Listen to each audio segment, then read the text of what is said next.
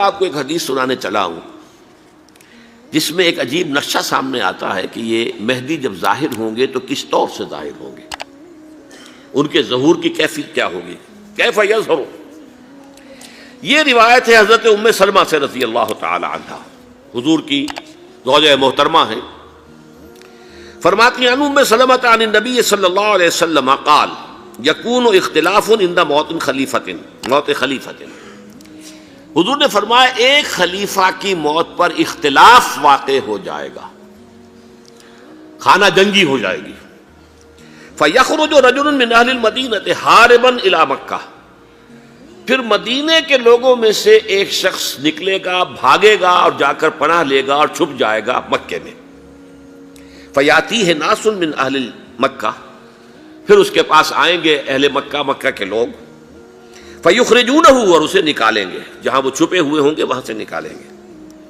وَهُوَ كَارِهٌ، اور وہ بالکل اس کو پسند نہیں کر رہے ہوں گے، نہ وہ خواہش مند ہوں گے کہ ان کے ہاتھ پر بیعت کی جائے، نہ وہ یہ چاہیں گے کہ وہ میدان میں آئیں اور ان کو جو ہے اپنا لیڈر مانا جائے۔ وَهُوَ كَارِهٌ فَيُبَايِعُونَهُ بَيْنَ الرُّكْنِ وَالْمَقَامِ، لیکن لوگ جو ہے پھر اصرار کے ساتھ ان کے ہاتھ پر بیعت کریں گے رکن اور مقام کے درمیان۔ رکن وہ کونا ہے خانہ کعبہ کا جس میں حجر اسود لگا ہوا ہے، اور مقام ابراہیم جو ہے، ان دونوں کے مابین جو یہ علاقہ ہے یہاں پر وہ بیعت ہوگی۔ وَيُبْعَثُ إِلَيْهِ بَعْثٌ مِّنَ الشَّامِ، ان کے خلاف ایک لشکر بھیجا جائے گا شام سے۔ نہیں کہا جا سکتا کہ باسی حکومت اس وقت کی جو ہے اس کی طرف سے کوئی مسئلہ اس طرح کا اٹھ کھڑا ہو، اس لیے کہ ابھی تو بہرحال باسی حکومت وہاں ہے۔ فَيُخْسَفُ بِهِمُ بِالْبَيْضَاءِ بَيْنَ مَكَّةَ وَالْمَدِينَةِ، لیکن اللہ تعالیٰ اس لشکر کو مکے اور مدینے کے درمیان وادی بیضاء میں دھسا دے گا، زمین کے اندر پورے کے پورے لشکر کو۔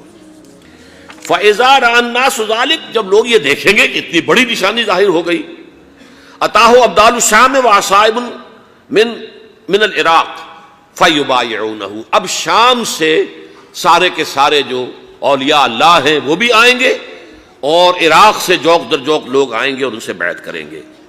وَيَعْمَلُ فِي النَّاسِ بِسُنَّةِ نَبِيِّهِمْ، پھر وہ عمل کریں گے لوگوں کے مابین، حکومت کریں گے اپنے نبی کی سنت کے مطابق۔ وَيُلْقِي الْإِسْلَامُ بِجَرَانِهِ، اور اسلام اپنی گردن زمین پر ٹکا دے گا۔ وَالْأَرْض فِي الْأَرْض، زمین میں۔ فَيَلْبَسُ 7 سنین، پھر وہ 7 برس تک حکمران رہیں گے۔ ثم یتوفا، پھر ان کا انتقال ہوگا۔ ویصلی علیہ المسلمون، اور مسلمان ان پر نماز پڑھیں گے۔ یہ جو میں نے آپ کے سامنے نقشہ کھینچا ہے،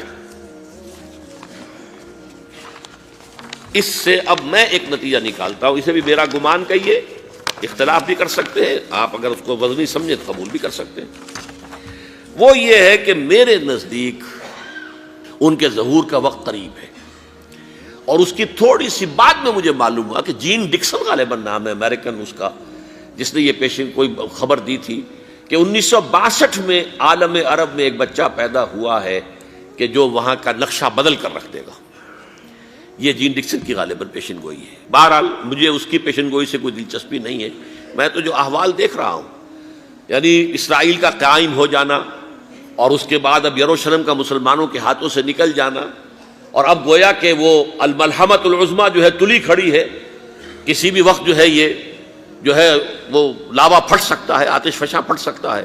تو یہ تمام حالات ایسے ہیں کہ جن کی وجہ سے میں سمجھتا ہوں کہ ایک تو جو قرآن مجید کے اشارات میں نے آپ کو بتائے، 14 صدیاں 14 دن میں چاند کا پورا ہونا، والقمر اذا اتسق، 14 دن میں 14ویں کا چاند۔